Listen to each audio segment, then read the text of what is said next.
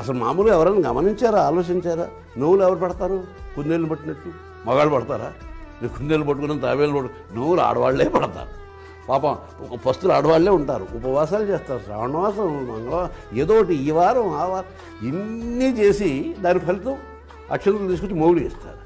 ఆశీర్వదించండి. ఏం ఆశీర్వదించాలి? ఈ మొగుడు గడు దీర్ఘసుమంగళి భవ అంటే నేను 100 ఏళ్ళు బతకాలి. వాళ్ళు చచ్చేలాగా ఆకలితో పూజలు పురస్కారం వాళ్ళు. ఇది సాంస్కృతికమైనటువంటి ఔన్నత్యం.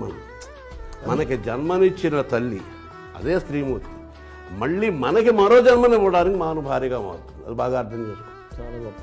మనకి ఒక తల్లి రూపంలో జన్మనిచ్చి భార్య రూపంలో వచ్చి మననే మనకి కనిచ్చేది కూడా స్త్రీయే.